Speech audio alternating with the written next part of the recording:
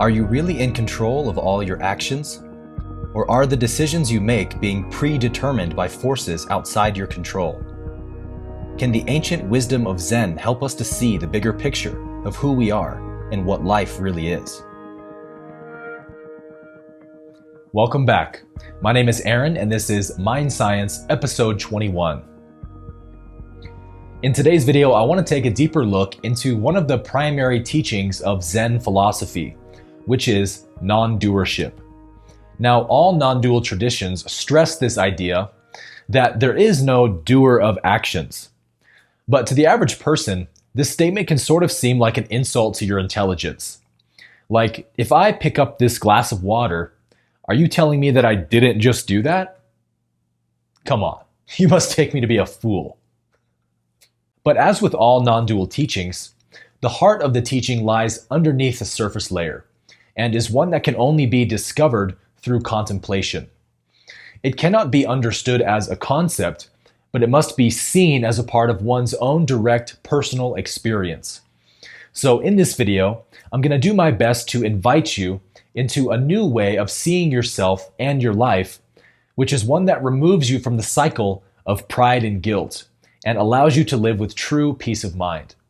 So let's take a closer look at the philosophy of non-doership.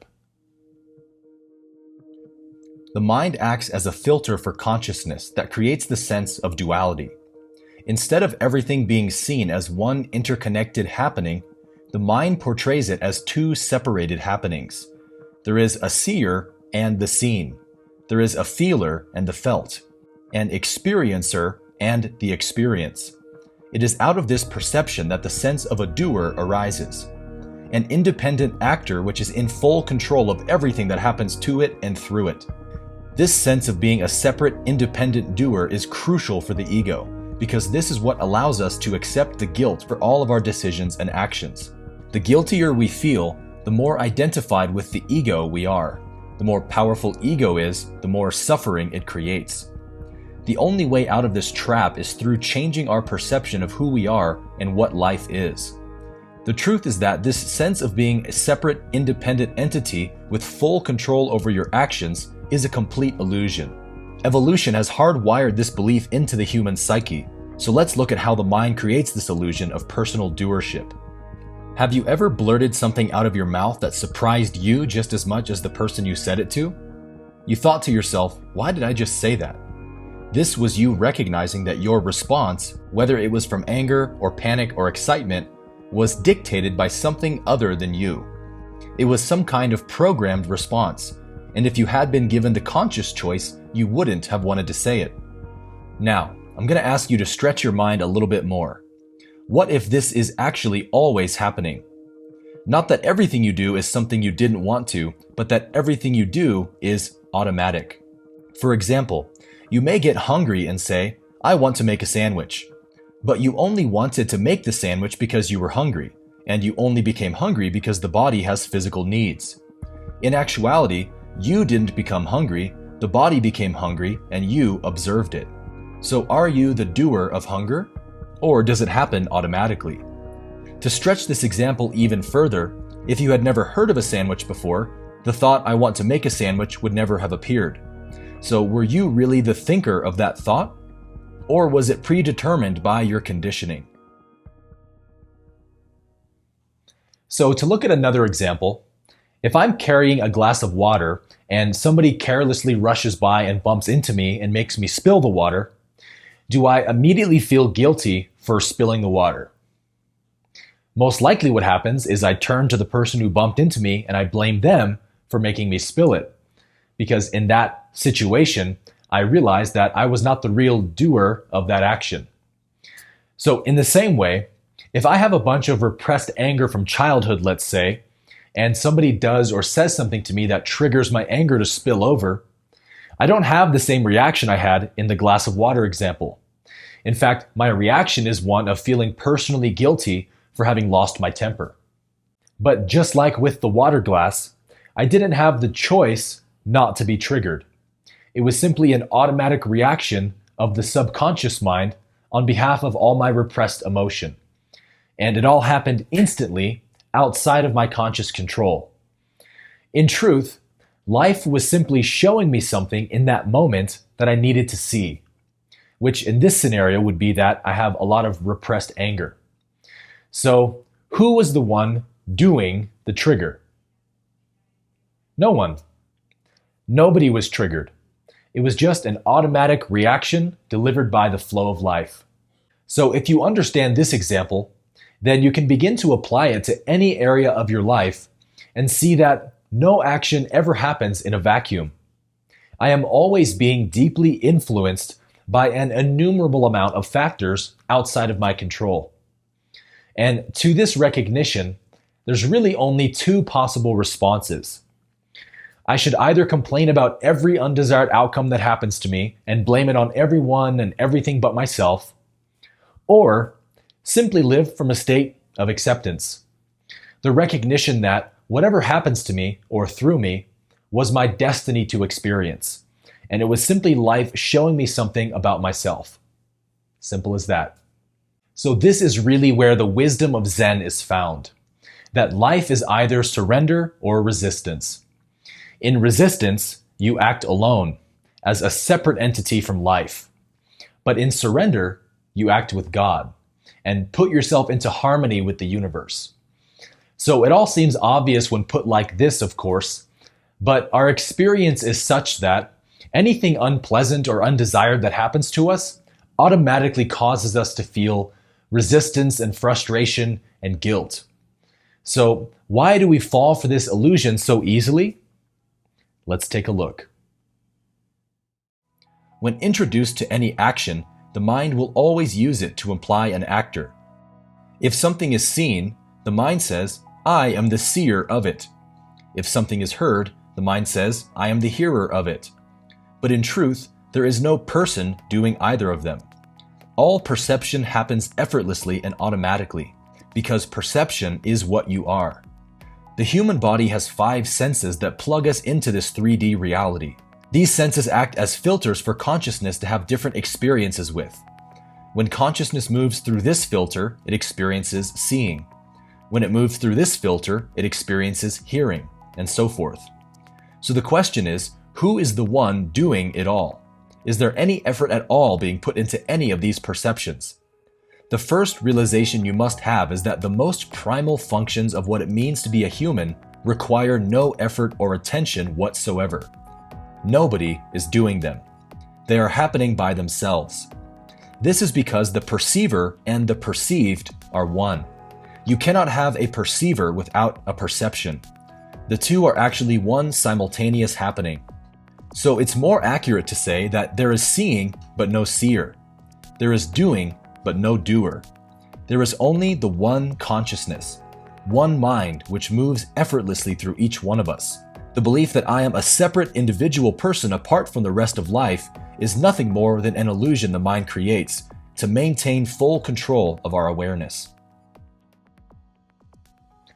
So it's impossible to talk about non-doership without talking about predetermination. Now, predetermination does not mean that God sat down and planned out the whole sequence of events of everything he thought should happen. Predetermination means that every wave has the whole ocean behind it. Everything that happens in reality had to happen because of all the preceding events that happened before it. We call this the law of cause and effect. Every action you take can be seen as an effect, and every effect has a cause. Cause and effect is one of the 7 fundamental laws of the universe, and it means that every action has the whole universe behind it. Every event that happens has been predetermined by all the preceding events, like a chain of dominoes. And non-doership is simply the recognition of this fact and results in a total acceptance of life as it is. So if I make a mistake, then I had to make that mistake. And life is simply showing me where I'm at in this moment and what areas I still need to work on. So in a very real sense, there are no mistakes in the universe, simply opportunities to learn. But when we don't see our mistakes as learning opportunities, then we keep repeating the same mistakes again and again, and the dysfunction grows worse. In truth, every action is molded by the past, in a sequence of events that goes all the way back to the Big Bang. So to make a statement like, "Oh, I should have done better," is actually a form of insanity. You did exactly what you should have done based on the way life had conditioned you up to that moment. That's why you did it. It is reality that tells us what we should do. And so feeling guilty for any action is a form of insanity because it is a denial of reality. But the ego, with its belief in personal doership, takes credit for every action that happens and says, "I am the personal, independent doer of this action. And if this action results in pleasure, I take all of the credit. And if it results in pain, then I shoulder all of the guilt." This is the arrogance of the ego. It's as if the second to last domino in a long chain knocks over the final domino and says, "Ah, I have done it. I have knocked over the last domino." So we need to see that the flow of life is simply happening. It is the eternal Tao. Nobody knows where it comes from or where it's going. All we can do is to become one with it. So to find true and lasting peace of mind is to recognize that I am not the one living my life, but I am being lived. This truth has been spoken by ancient Zen masters for hundreds of years, that you are not the doer of your actions, but the observer of them. So the wisdom of non-doership is that no one is separate from the flow of life, just as no wave is separate from the ocean. The wave does not have the ocean. The ocean has the wave. And likewise, you are not the one living life. Life is living you. The way you respond to any circumstance is a product of your genetics and life conditioning, neither of which you have any control over. There is no independent actor that is deciding all the responses to make and all the actions to take. The computer system of the subconscious is responding to every stimulus you experience, and simply giving back the action it believes is the most accurate.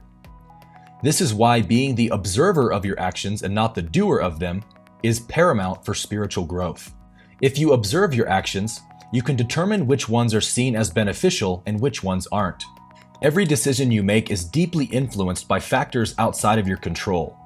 It is only the ego which comes in after each action has concluded and says, "If life delivers pleasure, I did that." If life delivers pain, ego says, "This shouldn't be happening." Thus the ego is stuck in a perpetual cycle of guilt and pride. And because we cling to pleasure and resist pain, we create all of our own suffering. In truth, life either kisses us with pleasure or teaches us with pain, but both are an act of love. The degree to which we resist the lessons we are being asked to learn is the degree to which we suffer. Every thought, feeling, and action is an opportunity to look within yourself and decide who you want to become. So you may be asking, what are the benefits of seeing life through non-doership?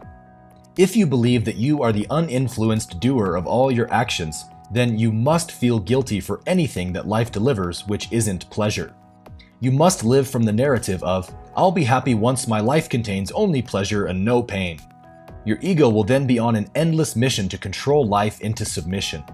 This creates a cycle of guilt and shame, where living with peace is impossible.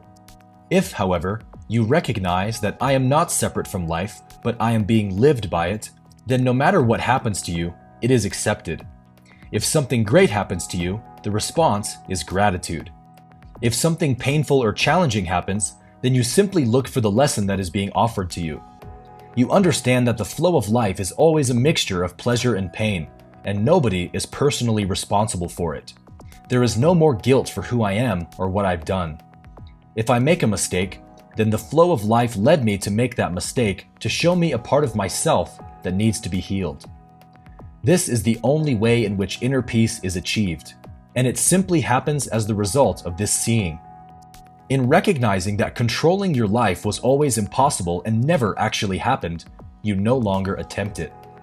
Instead, you take the role of the observer.